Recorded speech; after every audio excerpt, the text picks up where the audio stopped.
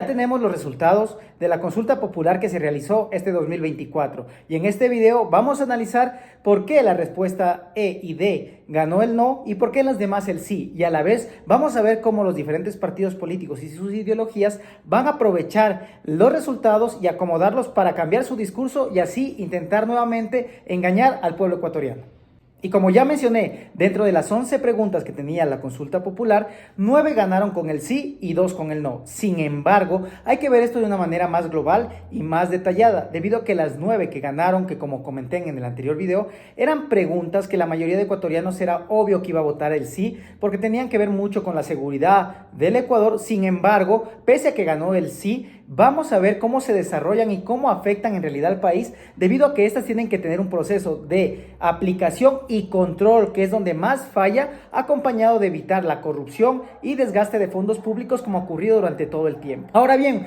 vamos a hablar de las dos preguntas en donde ganó el no y vamos a ver un poco cuál fueron los discursos que manejaron las dos ideologías o los diferentes partidos políticos aquí en el Ecuador y por qué en cada una de ellas van a aprovechar la oportunidad para decir que a la final salieron victoriosos en esta elección. Y vamos a empezar con lo que tiene que ver con la campaña mediática que se hizo tanto por parte del gobierno para apoyar el sí en su totalidad. Y como dije, este no era un tema que a los ecuatorianos los mandaban a votar por un listado, por un partido, por un político, sino que estaban decidiendo frente al futuro laboral, económico, ambiental y social del Ecuador. Y es ahí en donde se aprovechó junto a diferentes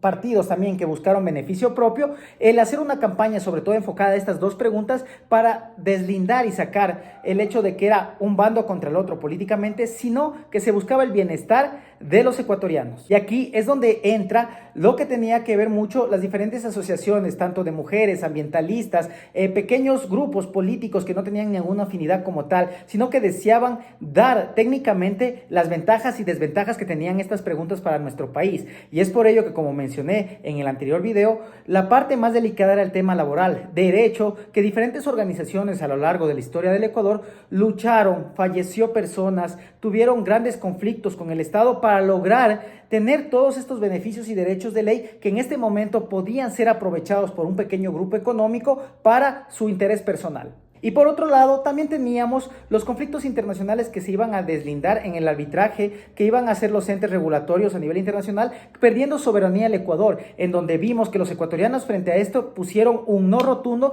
debido a que querían que cualquier persona o empresa que venga del exterior a intentar negociar y hacer sus diferentes actividades económicas en nuestro país, se sometan a nuestras leyes y tengan que cumplir con todos los requisitos acorde al Estado y en caso de incumplirlos, dar la indemnización correspondiente y ser juzgados aquí por el Ecuador. De esto también se debe mencionar que se presentó a los políticos actuales que los ecuatorianos ya no están aquí solamente para hacer lo que ellos ofrezcan o dejarse engañar por los medios de comunicación tradicionales o en las redes sociales por la persona que más pague, sino que los ecuatorianos tienen conciencia, tienen claridad y sobre todo cada día se van informando más sobre los temas para no dejarnos engañar como en el pasado. Aunque claro está que lamentablemente en cuanto a democracia, en esta ocasión hubo un 8% menos de personas que fueron a votar debido a que se ha perdido la credibilidad. Como ya mencioné, se han hecho diferentes consultas populares en los diferentes gobernantes y a la final el pueblo ecuatoriano está pensando muchas consultas populares, pero a la final ¿a qué nos han llevado o qué beneficios tienen? Y algunos fueron a votar simplemente por sacar el certificado y otros dijeron mejor no voy porque a la final esto es un engaño más. Y ahora bien, ¿cómo van a manejar los políticos actuales el discurso luego de esta consulta popular?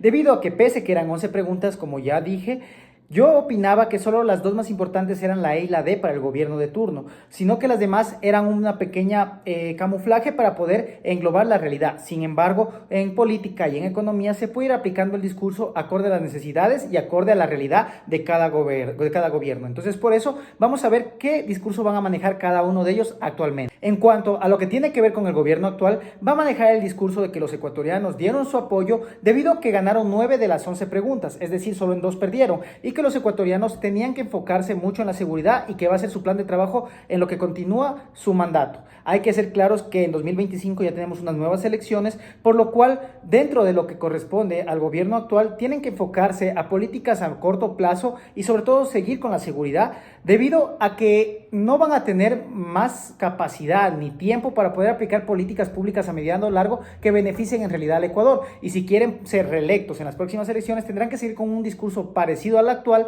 pero también tendrán un beneficio que podrán decir que como perdió la pregunta D y E, ellos tendrán que lamentablemente no poder cumplir la parte de trabajo a los ecuatorianos. Eso es lo que ellos van a manejar en este discurso, aunque dirán que no se van a rendir, que van a buscar nuevas plazas e incluso inventarán nuevas metodologías estadísticas para aplicar que ha aumentado el empleo, cuando la realidad dentro de los ecuatorianos es otra. Pero es el discurso que va a manejar el gobierno porque es el único y el que más le conviene actualmente. Y ahora bien, en cuanto a los bandos opositores como tal, también van a aprovechar y van a decir que la pregunta E y D eran en realidad las buenas, por lo cual simplemente el gobierno perdió y su credibilidad está bajando, que el pueblo ya no los apoya, que el pueblo simplemente ya no está con ellos y que se está dando cuenta de la realidad. Muchos los van a comparar con el gobierno de Lenín Moreno, de Guillermo Lasso, van a ver o van a empezar a atacar un poco las ideologías, que el pensamiento neoliberal no va a entrar aquí en el Ecuador, que las empresas del presidente actual, de su familia, van a ir mucho por el lado de ataque directo a estas zonas. Sin embargo, la realidad es, como ya mencioné con anterioridad,